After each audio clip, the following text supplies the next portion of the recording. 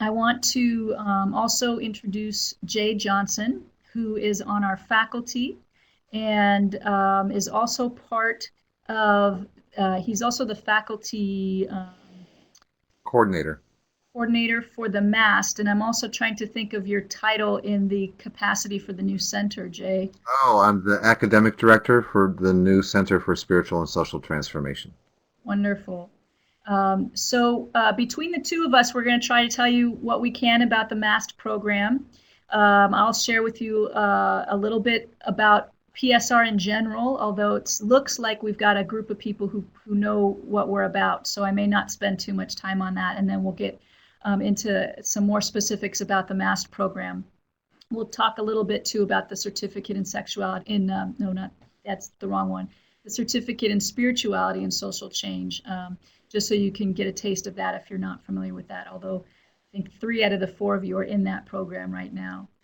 I will also share some admissions information about the MAST program and some information along the lines of financial aid and scholarships and things like that.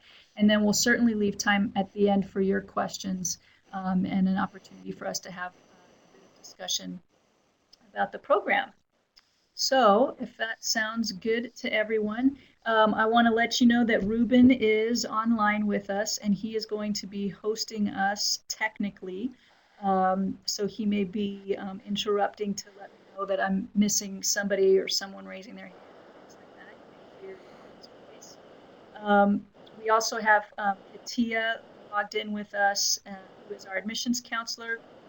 And then Lori is also present virtually. Lori Eisenberg is our director for continuing education, and so is a big support for all of our online stuff and is supporting us tonight as well. So thank you to all of you who are here. Um, and we'll just begin by sharing a little bit about PSR. Again, I think you're all very familiar. This statement comes right out of our direction statement. Pacific School of Religion is committed to serving God by equipping historic and emerging faith communities for ministries of compassion and justice in a changing world. We've been going through for the last few years a revisioning process and a re-articulation of who we are and what we're about, which we're going to talk a little bit about. So, we add to our sort of mission. The PSR is a radically inclusive Christian community for spiritually rooted social change. And we can talk a little bit more about that as we go on. Throughout this process, that's how we've been articulating this new vision. It's a new vision, and it's also, I think, a reaffirmation of our historic commitments that we've had. So it's not a brand new thing, but a sort of new way of doing and articulating what we do. PSR prepares spiritually formed, theologically rooted leaders for social transformation. I think that stands really on 3 pillars that and a commitment to all 3 and a recognition that all 3 are important parts of the work that we do here at PSR. So spiritual formation, leadership for social change, and theological education. That all 3 of those really come together to do the work that we're doing and trying to create a world of abundance for everyone. So that's sort of the pillars we're standing on. The new vision has been realized, I would say, in certain initiatives and programs. So just to highlight those, we launched 2 years ago the Changemaker Fellows program. 3 of you who are with us are part of this year's cohort for that. And that's really been a wonderful program and realization of moving into this new model of spiritually rooted change makers, theologically grounded change makers. All of the Changemaker Fellows this year are enrolled in our certificate in spirituality and social change. It's based on a cohort model of learning, immersive learning, and involves leadership training as well as theological education and spiritual formation.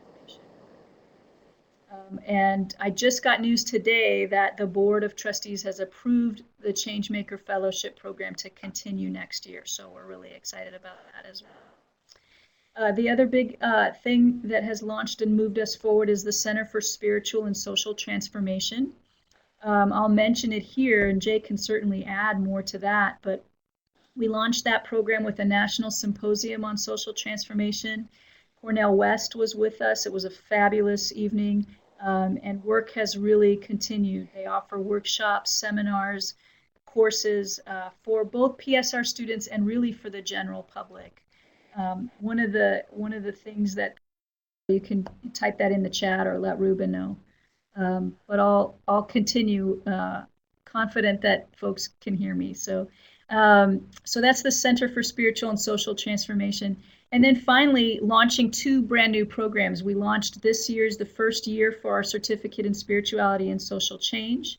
And again, all of our Changemaker programs are in that. Changemaker Fellows are in that program, in addition to some other students who are possibly in the world, but we're checking on that. There are 8 member schools, 11 academic centers. You have over 600 classes to choose from, and you have the ability to cross-register at UC Berkeley, Mills College, and Holy Names. So as you know, it's a wonderful resource that I hope as students you guys are really taking advantage of.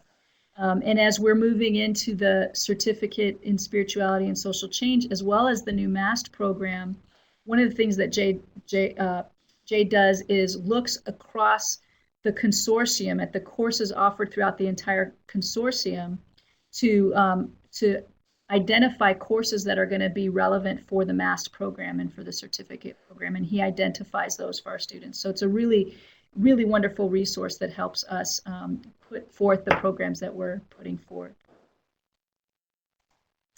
At this point, I'm going to go ahead and turn it over to Jay, who's going to speak more specifically about the MAST program. And by all means, continue to let us know if there are any problems with hearing or anything like that. So Jay, take it away. Great. Thanks, Nicole. And Nicole, can you hear me? Maybe that means everybody else can hear me. I sure can. Great.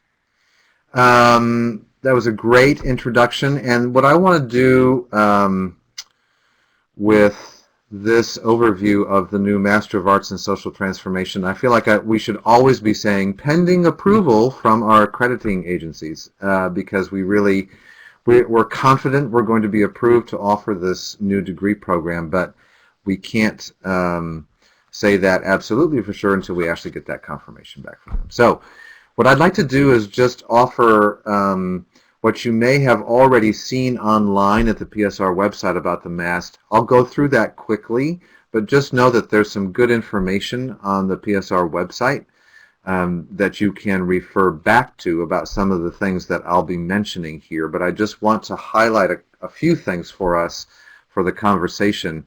First of all, why are we doing this? Why the Master of Arts in Social Transformation? Really sorry about that.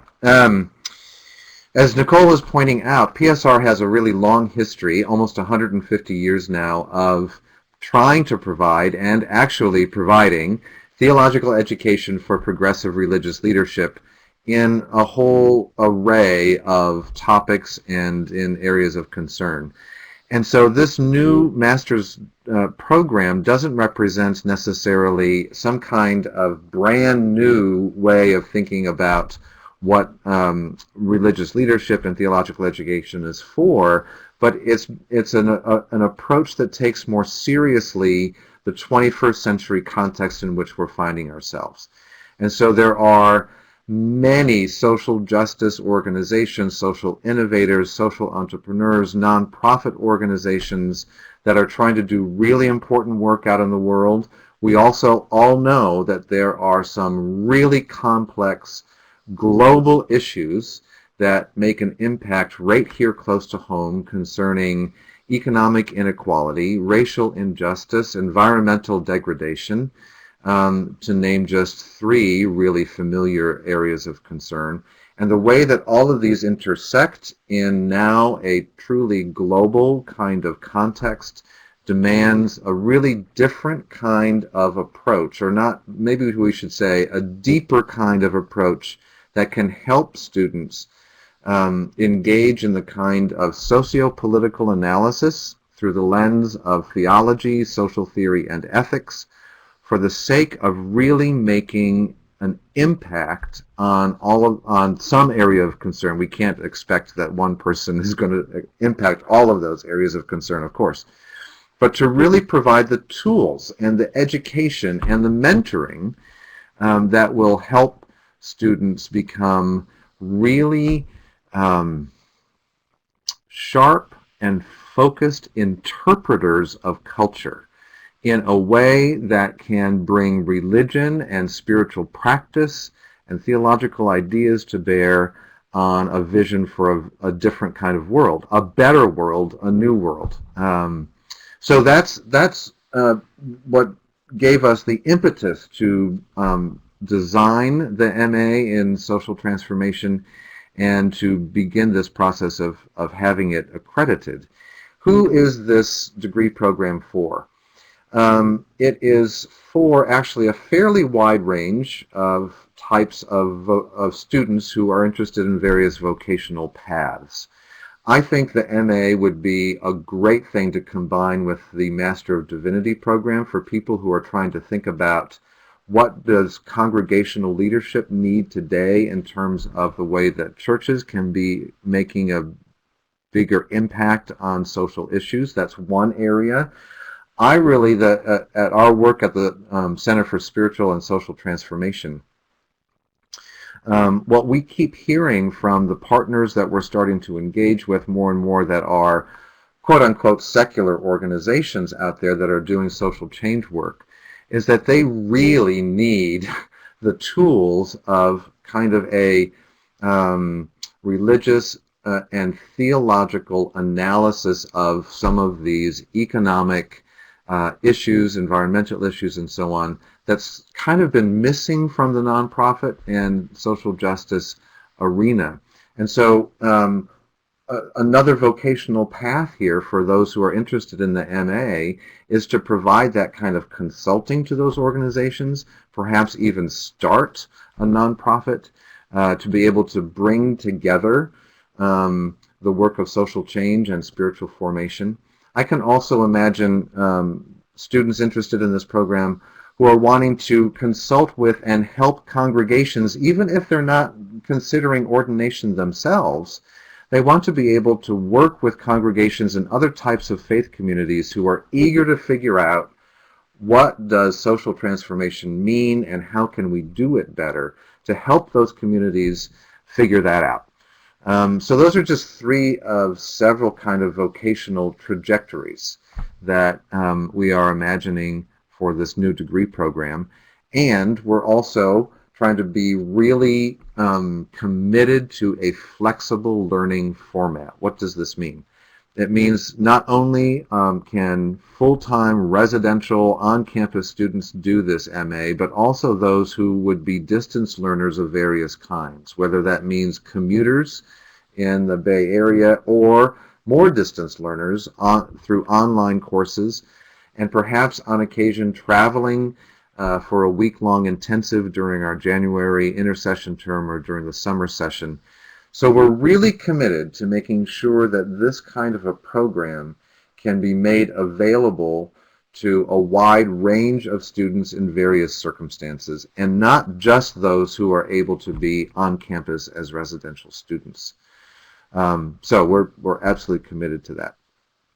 So that's a little bit of background about what's going on, with the MAST. Come on. There we go. Oh, did someone just do that for me and I can't? Okay. Let me say something briefly about the new MA's program requirements.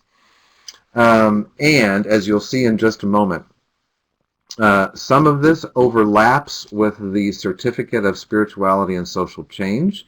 That's very deliberate.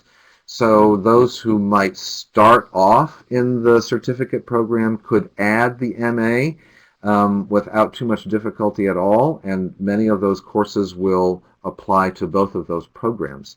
So if you're familiar with the new certificate program, which we'll talk about in just a moment, you'll recognize some of this in the MAST program requirements. First of all, there are 2 required seminars for the new MA. The first is called Spiritual Formation for Leadership. That's usually offered in the fall semester, both live on campus and online. And in the spring, Transformational Leadership, again, also offered on campus and online. And these two required seminars really work in tandem. Spiritual Formation for Leadership is meant to provide both an introduction to and an opportunity to practice a variety of spiritual practices together as a class, and to think about how these might provide a kind of life of spiritual formation for the work of social change. And then Transformational Leadership, that seminar tries to look much more closely at what kind of leadership skills are needed today for the kind of social change that we're imagining these programs to contribute to. So in addition to those required seminars, there are core courses required. I'm trying to remember the number of credits. I think it's 24 credits, which is roughly 8 classes of 3 units each, if I'm doing that math correctly. And what we're really, the way this MA program is designed is that we're going to encourage and in some respects require students to integrate various disciplines in engaging in this program. Social theory or religion and society, religious and philosophical ethics, theology, and that includes practical as well as systematic and constructive, to combine those, not just one of those disciplines, but to really combine and integrate them for a portfolio of doing the kind of socio-political analysis for social change that we believe will be really helpful in the world.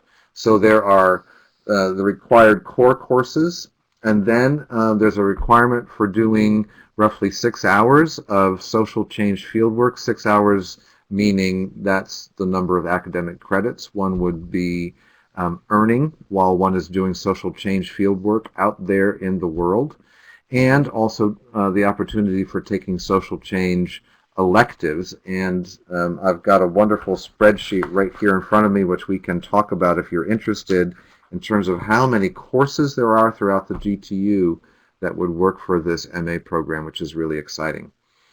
So the MA program then culminates in a project, the Social Analysis and Innovative Leadership Project, or the SAIL project. I hope everybody appreciates that there is a SAIL project for the MAST degree program. Thank you very much. But what there are 2 kind of broad options for this SAIL project. One is what we might call a more traditional research thesis, which takes a look at how a particular aspect of social theory, philosophical ethics, and theology would be particularly applicable to some area of social change, and having a very specific location, venue, sector of society in mind for that project. Another broad option for the project is something like a portfolio for social transformation, in which the student will compile a variety of resources that then can be put to use out in the field. Resources such as, how do I integrate social theory and theology for a new economy? What do I bring to that kind of work? Here's an analysis of a social change organization that can benefit from this kind of analysis. And then here is a proposal in terms of how this would make an effective. So those 2 broad parameters are possible for the SAIL project, and that is the culminating work for the master's program. And as you see here, 39 total credit hours are required for the MA, and you can take, it is possible to complete it in 2 academic years, and you can have up to 5 to complete it. There are also ways to combine coursework for this program with others. If you're already, I know a couple of you are already in the Certificate of Spirituality and Social Change. The courses you're taking this year for that will likely be usable for the MAST program if you're interested in applying for that. Nick, I know you're in the Certificate of Sexuality and Religion program. I would bet there are things that could be used as social change electives. I haven't looked at your transcript, but so there are ways to combine programs and share credit hours between them. Speaking of the certificate program, let me just say something briefly about this, though I know that some of you already know this. The Certificate of Spirituality and Social Change is very much related to the Master of Arts degree program in social transformation. The certificate is really about helping to hone spiritual practice and spiritual formation for the sake of social change work in the world. The master's program is geared more deliberately toward developing and honing skills for socio-political analysis and bringing social theory, theology, and religious and philosophical ethics to bear on social transformation. Those are obviously related, sort of intertwined with each other, but have a slightly different focus in each. The certificate program, you can complete it in 1 year, as the Changemaker Fellows very well know, and you have up to 3 years to complete it. It's 21 credit hours to do that. Again, there's a flexible learning option, just as there is with the MAST. As I've already mentioned, you can combine this certificate program with other programs, and all of these things I've already mentioned. The program requirements, you'll notice the required seminars are exactly the same as they are for the MAST, those 2 seminars. And what we're really looking forward to is having an even larger cohort next year of a combination of certificate and MA students who are going to be in both of these required seminars, which will make for a lively conversation. And for the certificate, there is also a social change fieldwork or immersion requirement, as well as a capstone kind of course in which a project is completed. So what's the next? Okay. So I'm gonna pause there and hand this back to. I know I talked really fast about all of that. So if there are things that you have questions about concerning that, I'm happy to address those after Nicole talks a little bit about the application and admissions process. So thanks for letting me go really quickly through that, and I hope that you've got questions. We can have some conversation. Thank you, Jay. So some of you are in our programs, and this will be very familiar information, and some of you are not, so hopefully this will be especially helpful for those of you who are new. We do accept applications year-round. We have a rolling admissions policy, but we do have a priority deadline, which is February 1st for fall admissions. So if you're interested in applying to be part of this very first MAST cohort in fall of 2015, we encourage you to really get your application in by the February 1st priority deadline. That we will certainly accept applications after that deadline, but that will put you in the best situation in terms of financial aid, housing, things like that, and also for our merit scholarships, which I will talk about once we get to the next slide on financial aid. Our merit awards, we only select people, the pool of folks have to be from the folks who have met that February 1st priority deadline. So you're only eligible if you meet that February 1st deadline. So we encourage you to start working on that, and we're here to help you with any questions about the application process or the application materials that we're asking for.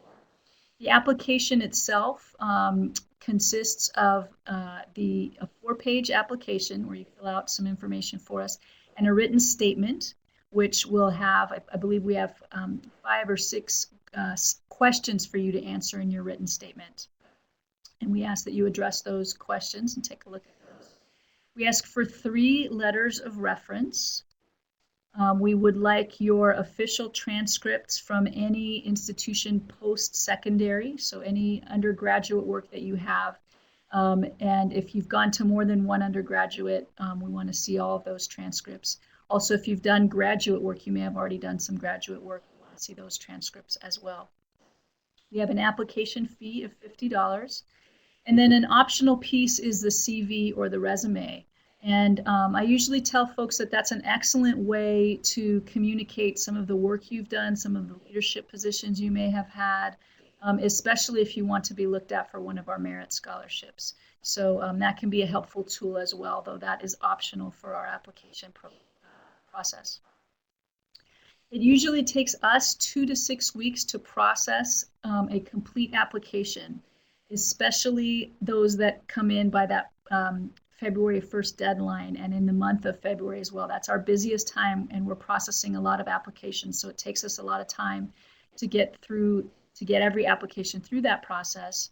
And we will not begin to review an application until it's complete. So it has to have all of those pieces listed there before we will consider that a complete application. So make sure you're getting things in to us on time, and also feel free to check in with us to see if there's anything missing from your application.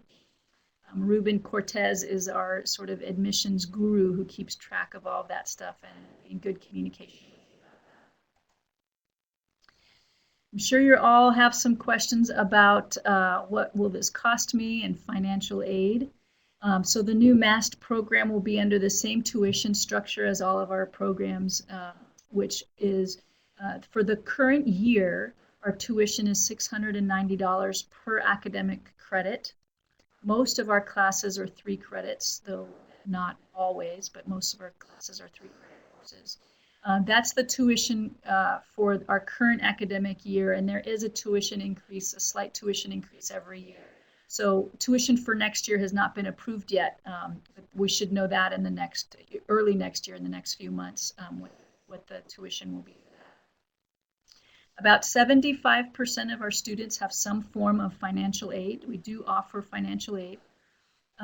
We offer a need-based financial aid program, which consists of 3 things. PSR grants, that is a scholarship that does not have to be repaid. Really what it is a sort of tuition remission.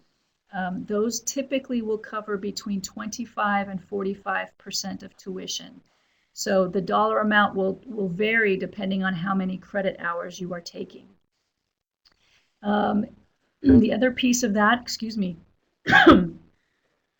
we also have federal loans and we have federal work study. So those 3 pieces comprise what we consider our need-based financial aid. So you would fill out a financial aid application and a FAFSA form, and our financial aid office will determine what your financial need is, and then we'll package an award for you. We also have merit awards, which are available for any of our master's students, our new master's students, and that will include the new MAST program that we're talking about today. We offer President's Awards, which cover 100% of tuition, and we offer Dean's Awards, which cover 75% of tuition. Those tend to be very competitive, but I really encourage you guys to, again, that's a good reason to submit a resume. We'll look at academic records, we'll look closely at references, at your personal statement. We're looking for strength sort of in all of those areas for our merit awards. And then finally, we really encourage everyone to look at external resources as well. There are a lot of scholarships out there in the world that are left unawarded because people don't apply for them. There are 2 really helpful databases. There's a G2 scholarship database, and then the Fund for Theological Education has what they call the Fund Finder. That's a database as well, where you just plug in certain things, certain demographic information about you, program information, interests, those kinds of things, and it helps you determine what you might be eligible to apply for. So we really encourage people to also do that kind of work in finding ways to further fund their education. And then finally, we encourage you to talk with employers or denominations, depending on various contexts that you might be a part of and communities. There may be some additional funding there for folks as well. So we encourage you to look at all of that information. So that's a little taste of the admissions piece. Jay gave you a wonderful overview of the MAST program. So we want to leave some time now for your questions. Ruben, I would ask you to allow everyone's video back on. And because it's a small enough group, I think everybody can go ahead and turn on your video. We're going to switch to the discussion mode. And as you turn your video on, Jay and I will get smaller and everyone will populate like Brady Bunch or Hollywood Squares. And then make sure that you unmute your microphone. I suggest that you just unmute that to ask your question, and then mute it back again so that there's not too much feedback and we can continue to have some decent quality sound. Was that Marie that I saw there with Trust and Diane? More people there. Okay. So Trust has a whole room full. I love it.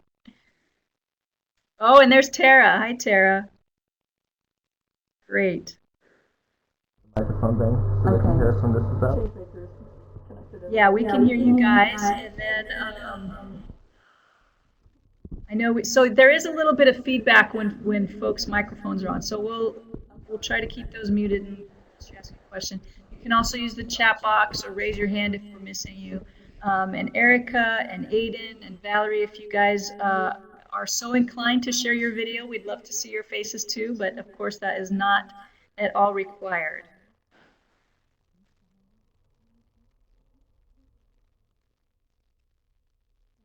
Any questions? I have a question. Well, yeah. Okay. So I emailed about this a couple days ago, so if it wasn't resolved, do you know what I'm talking about, Nicole? I don't remember. Okay, cool. Just making sure. Okay, so my question is related to specifically the Changemaker Fellowship. Our Changemaker seminar. Do you remember what the catalog code thing is? Like FRTS? FTRS. FTRS? 2970. FTRS 2970. Something. Okay. Okay. So we do that twice. So we do it for a total of 6 hours. And just sort of looking at things technically, it seems like the FRTS could satisfy one of the two theology requirements for the MAST. The practicing theology one specifically. And it seems like it could also satisfy one of the social theory or something requirements, the one that's below level 4000. So I was wondering, I guess if that's actually how that'd play out, since we've taken 6 units of that one class, could we apply it to both, or would it make more sense just to apply it to one? Jay, do you want to take that one? Yeah. So I think maybe we could So I'm gonna ask people to mute their mics so that we can hear Jay.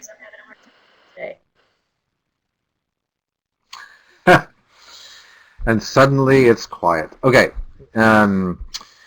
So it's a great question, Trust. And let me just back up from the question for a second. Part of the logic of sharing credits is if in one program you have like I'll just make this up, just a basic theology intro course, and you also have a basic intro to theology course in another program, it makes total sense that you could share those credits across those programs. What we're trying to do, however, if I'm understanding your question fully, and maybe a great thing to do would be to sit down and look at a worksheet for the MAST and figure out, and with the certificate, and see how things would plug in.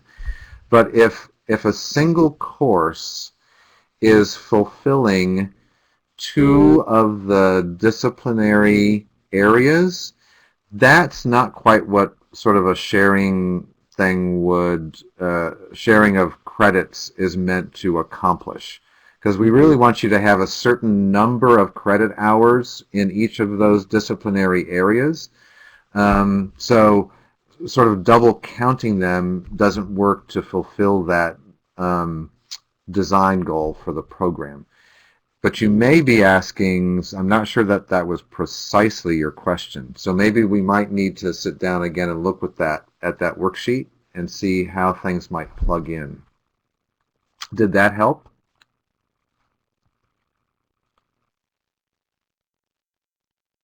The need for clarity. Still...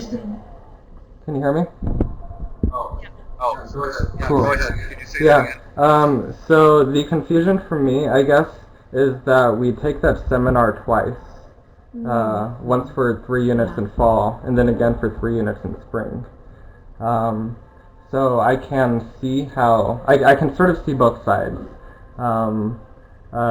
Saying it would count, also saying that wouldn't really honor the spirit of taking one class for 2 requirements. So I just want that to be clarified, hopefully, so for the sake of planning. Do you understand what I'm saying? I totally understand it. Can you tell me what the seminar is again? I'm confused about why you would take something twice. So they're looking it up right now, specifically what it's called, but it's the Changemaker Fellowship. So it's the Changemaker Seminar. So for fall, it includes the Rockwood Leadership. For spring, it includes the immersion trip, I believe. Yeah, to Korea. And then So, That's trust. 24. Great question. I think what we're going to need to do, for those of you who are change makers specifically, you have additional requirements that other certificate students do not have, including the seminar that you're talking about. So what I think we need to do is just check in with Boyoung Lee, who I think is the faculty person for that, and have Boyoung and Jay talk about how would that credit specifically transfer into the MAST program. Because I think at a minimum, my guess is that it would count at least as an elective that could be used in the MAST. So we'll look at that, and then we'll clarify that for everybody who would be in that situation. Cool. Thank you. Cool. I have a question. Thank you. And Marie has a question too. So I'm assuming microphone on. Sorry, Marie. Oh, okay. I also see From Erica Katsky. So I think Marie will get to your question after Erica's. So Erica wants to know if she's considering doctoral work, especially in theology, does the MAST make sense in terms of preparation?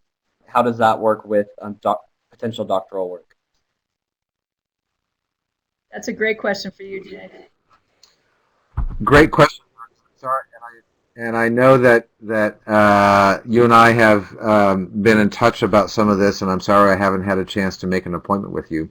So I just made that public confession on this webinar. So sorry about that, Erica. So it's a great question. It really does depend on what you imagine your doctoral work to be about. So for example, it makes perfect sense that you could do the MAST degree program and then go into a doctoral program in social theory or religion and society. The question that I would have is, in the theology, in the systematic and philosophical theology area, it may not be as immediately obvious what your MAST degree program would have to do with that doctoral program. Although I can totally see how they go together, but I think you would want to be really strategic about how you would plan your social change field work, for example. And if you really do want to do doctoral work, then I would recommend that the first of the 2 broad parameters for the SAIL project, that you would choose the research thesis project and probably try to stress and emphasize theology in your thesis project. And then you can make that clear in your application letter to the GTU or to any other doctoral program for that matter, exactly why this MAST degree has prepared you for further doctoral work. That's kind of a long, windy answer. The short answer is yes. you could definitely do the MAST in preparation for doctoral work, and I would recommend that you think strategically about it, which I'm happy to talk with you more about. I hope that All that right. helps. Sorry, Marie. What's your question?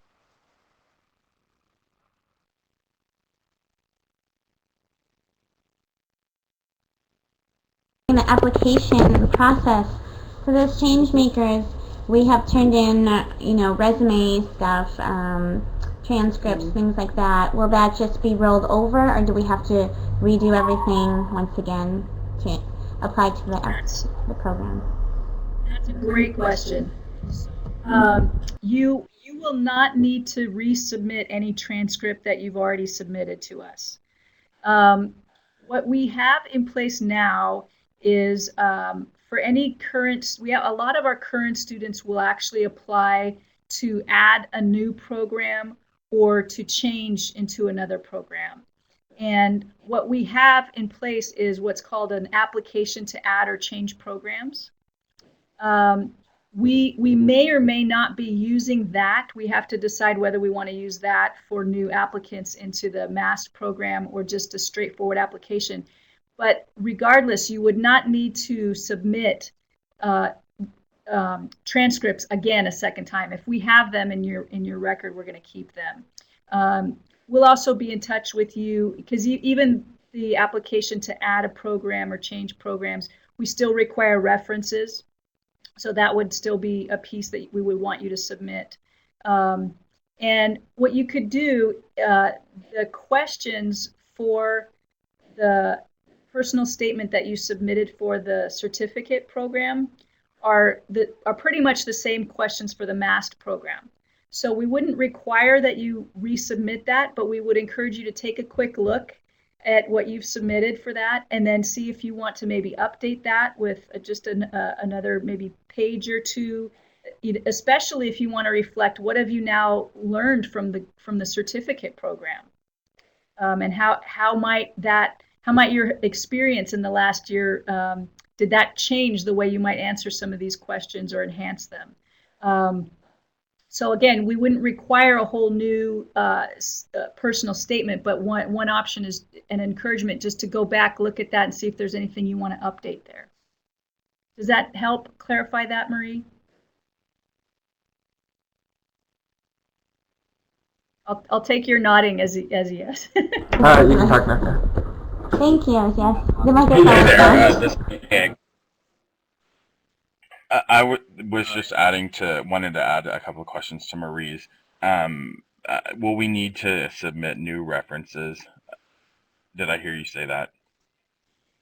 Yes, because even when our students want to go from one to another program, we usually ask for two references. So it may be that we'll just ask for two instead of the full three.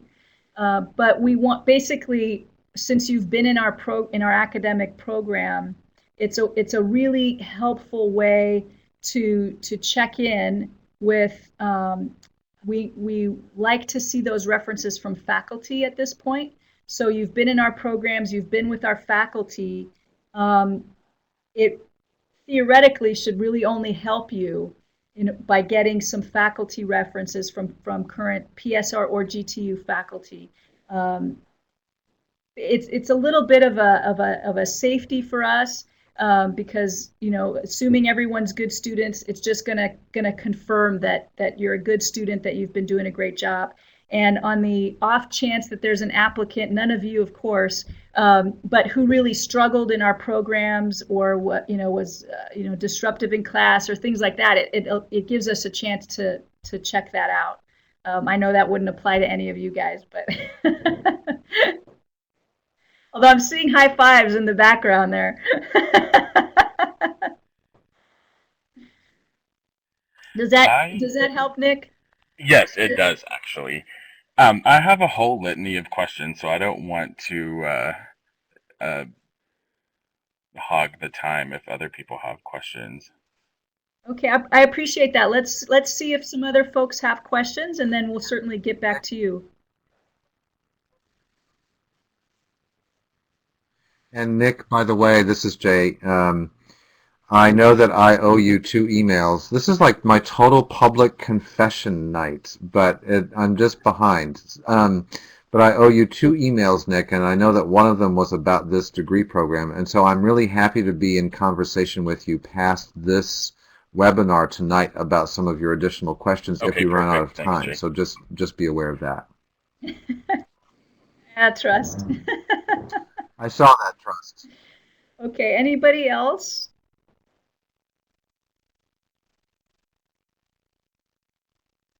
Okay, Nick, why don't you ask another question then? One of my biggest concerns, I suppose, I live in Texas, um, quite isolated from a lot uh, of the issues that would be dealt with, I guess, kind of theologically. And I'm trying to figure out how the field work, how I could accomplish that. I also work as a physician and work 7 days of 12-hour shifts at a time, and then I have 7 days off, and then I work 7 days. So I have these chunks of time that I would be available, and um, I guess I have the ability to travel places, and I don't know how much time is necessary in order to complete those that field work.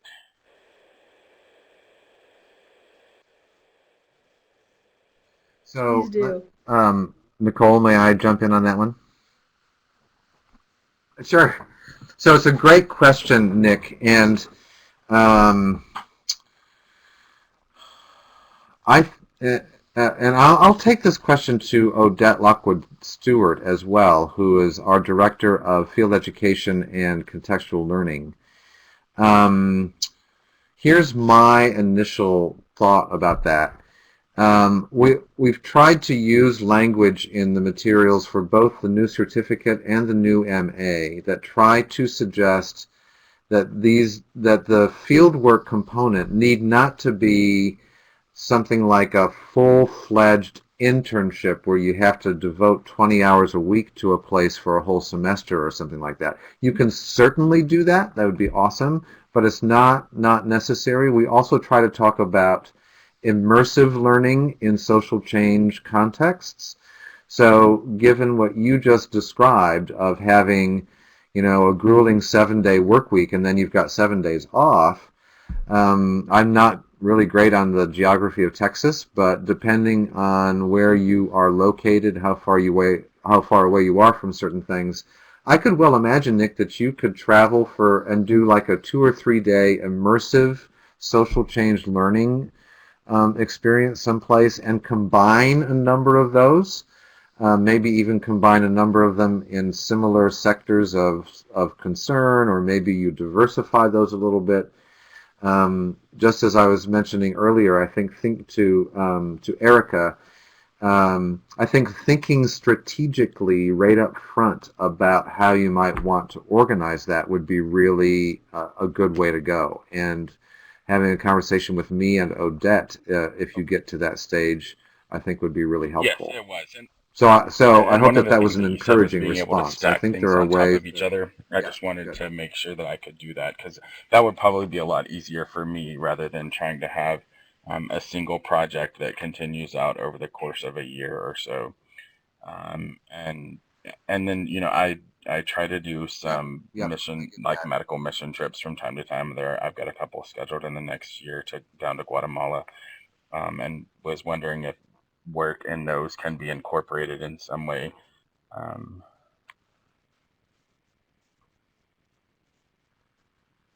Yeah, I mean, I think there's potential there. I think what we, again, okay, a more detailed okay, conversation with perfect. Odette and me would be useful about trips like that. Yeah. Great. Maybe squeeze one last question in if anyone has one. Well, I can ask all kinds of questions. I have one more question.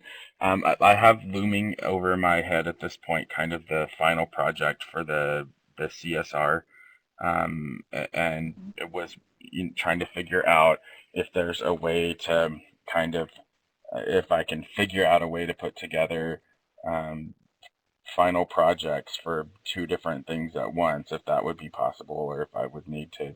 do that in 2 chunks? I think you can.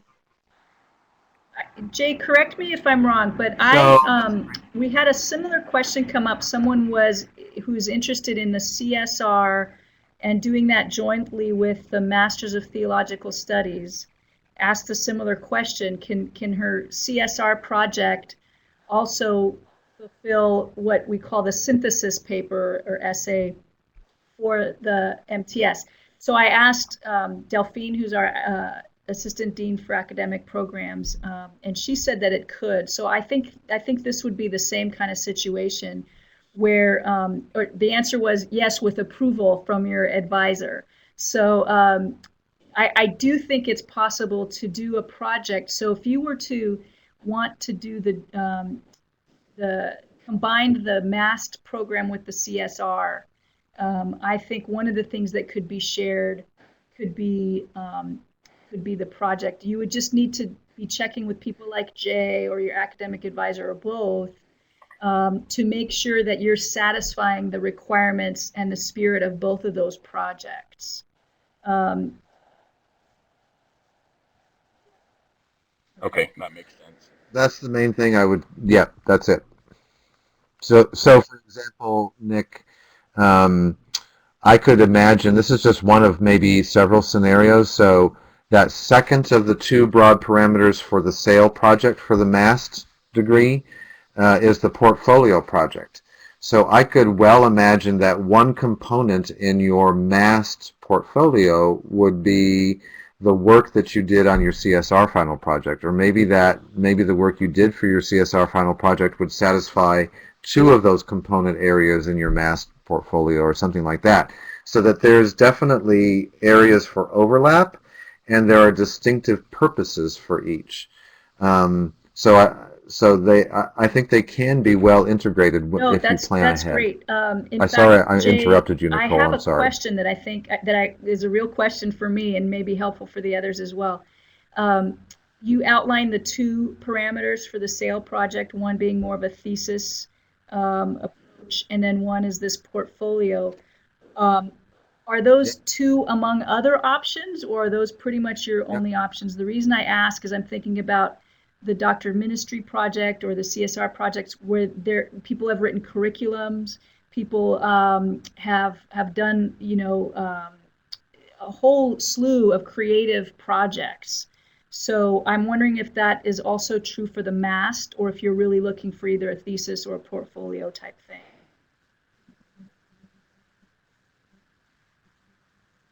It's a great question, and I think the answer is yes. By which I mean that those are the only two options, Okay. but the portfolio option is meant to be really capacious. So I could well imagine, for example, someone working on a curriculum for a Christian congregation that's interested in trying to figure out social transformation. That's the major component in the portfolio, and then there are shorter ones that support the curriculum that you wouldn't necessarily use in the congregation, but they're there to support your work that you submit.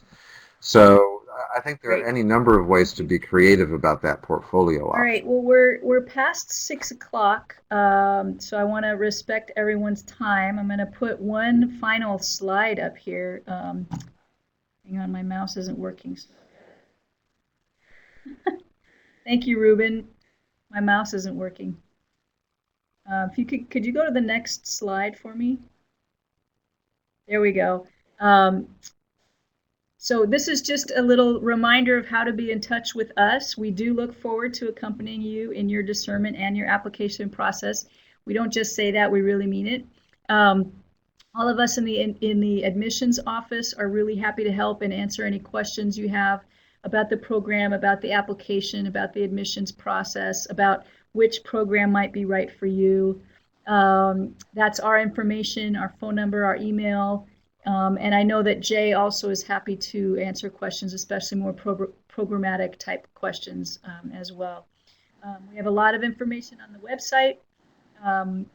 Please like our Facebook page. We have a Twitter page, all that fun social media stuff as well. So if we didn't get to your questions, Nick, certainly please do be in touch with us. We're happy to continue the conversation with you.